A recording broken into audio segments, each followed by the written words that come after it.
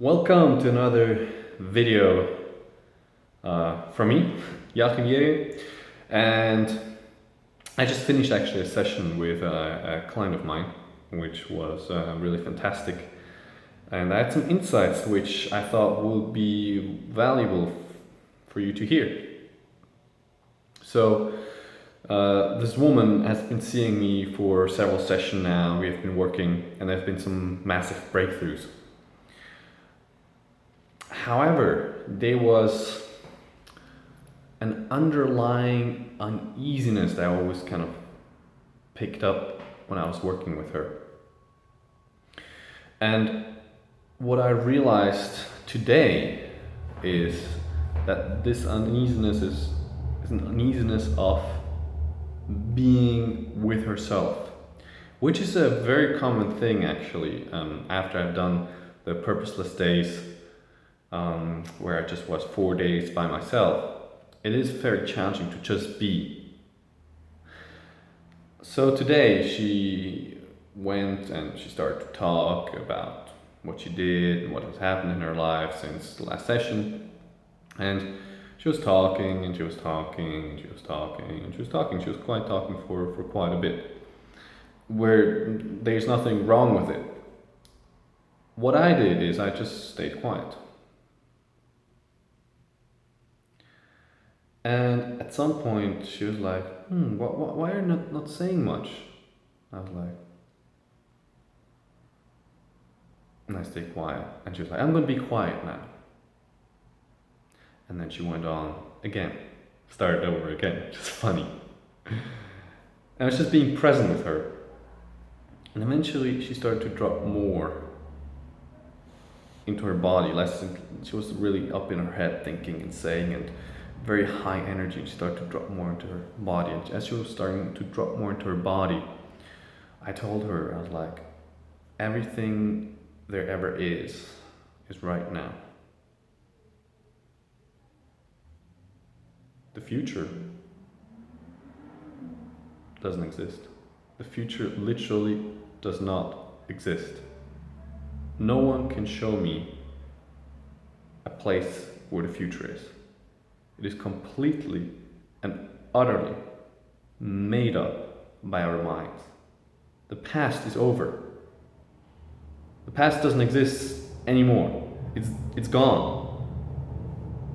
It is utterly made up and held onto by our mind, which is a really important thing to realize. Because what happens is that we literally believe that the future is real, and we start to panic about it. For example, she was overloaded with some kind of work that she had taken on that was overwhelming her, and some other things in her life.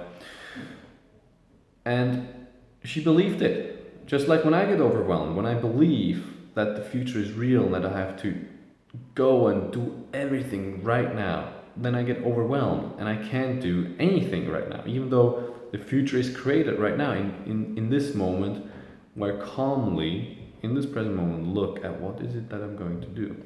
Obviously this is a good thing. I'm not saying don't plan. That's not what I'm saying. Absolutely not. There's a lot of value in planning. There's a lot of value in looking into the future with your mind and expecting what will come up, and taking care. So for example, for her, maybe to see how can she manage this work. But to literally panic about it is something that is less useful, unless it is a sign for me that I have to do something. That, for example, I have to hire someone, or I have to delegate, or whatever it is, or I have to say no, which was one of the big learnings she has taken away, is to be able to say no. So I want to share that, the importance of being present. And I mean, once I start to talk about the present and pulling her more into the present moment, which by the way is very easy if you start to notice your body, your breathing, because your body is always present. And think about it, your body cannot escape. Your body is always here, right now, in this very moment. And that's all there is. And the body's always there. It's only the mind that can go traveling to the future, make up possibilities, go into the past, fantasies, everything, whatever it can conceive of, it can create. That's the beautiful power, magnificent power of the mind. And the body is always here. So if you want to be present, notice your breath. And as you notice your breath, you can notice the rest of your body, how it's sitting, where it's comfortable, where it's maybe a little less comfortable. You can hear my voice, you can hear maybe other sounds around you.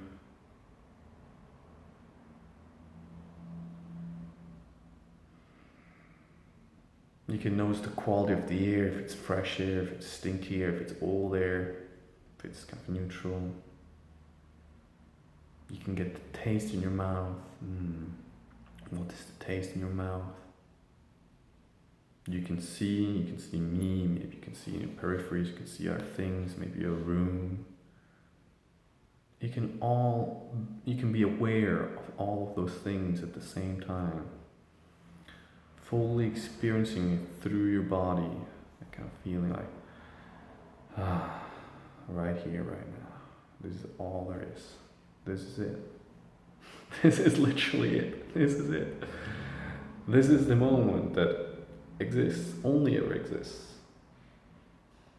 And that's where the hypnosis aspect is actually quite interesting, because every thought we have, I maybe make another video about that, but literally in a nutshell, every thought we have is in its nature hypnotic. It can pull you into a reality. You may have had the experience, you're walking along the sidewalk, completely lost in thought, maybe about some past event, maybe about some future event, and yet still your body moves, you still get, your unconscious kind of takes over. But you literally, what happens is that you almost blend over, like what you're seeing outside, you almost, like a curtain, you pull over what's happening in front of you, and you experiencing in your head. Now we were very unaware of it, but when you become aware of it, it's quite interesting, because you can be in a conversation and be like, oh, what does this person just said? Because you were more paying attention to what you were saying or what was going inside of you than the person in front of you. And that's literally what hypnosis does. You focus. There's always a focus involved. You focus a person on an object, for example, or on my voice. And you lead them, if you want to do more traditional hypnosis, into a trance state, right? And then you can go further and do, for example, any kind of hypnotic phenomena, like forgetting your name, catalepsy, like if you can't move your arm or whatever, which again is just that the unconscious aspect of you is taking over and holding that reality in place, right? But what is it? It's just a thought. It's just an idea, just a concept, which we all have experienced. Like when you sleep, you can't move your body because you're going into sleep paralysis, right? It's a natural phenomenon that we have. So you create on this unconscious level this kind of a reality that suddenly becomes fully, utterly real. And it's the same thing when you have a conscious thought. You can get so absorbed in that conscious thought that unconscious aspect of you is holding it for you in place so you can explore it further. And it doesn't matter, conscious, unconscious, it's a concept again, the whole thing. But just that realizing that thoughts are hypnotic, it changes everything. It changes how you work if you're a hypnotist or if you're a coach. Because suddenly, words are hypnotic, they direct attention. If you see a chair, and you know it's a chair, you exclude all the other possibilities of what you can do with that object. Now if you see kids, they play around, they're like, oh, this is my pirate ship, or this is my cave. And they go about it and they play with it, and for them, the meaning of the chair is gone, is lost, which is beautiful. It's beautiful how kids can just express freely and they're less rigid in their perception. So realizing that your thoughts have a hypnotic quality to them. They can pull you in and can pull you away from the present moment, from what is something I find very useful to see. And that woman was also very, very happy, because at the end she was much calmer. There was much more quiet inside of her, which was beautiful. Now I don't know, I'm gonna see her again, and I don't know what will come up next.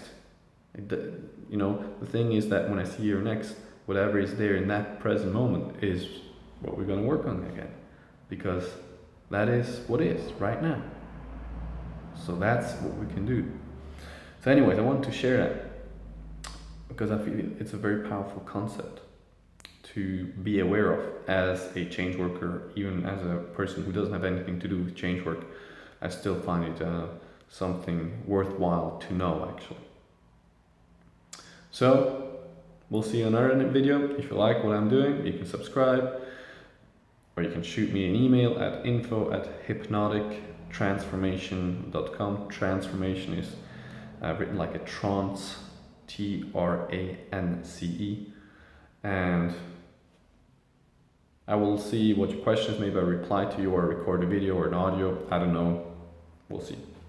Anyways, have a wonderful day, take care.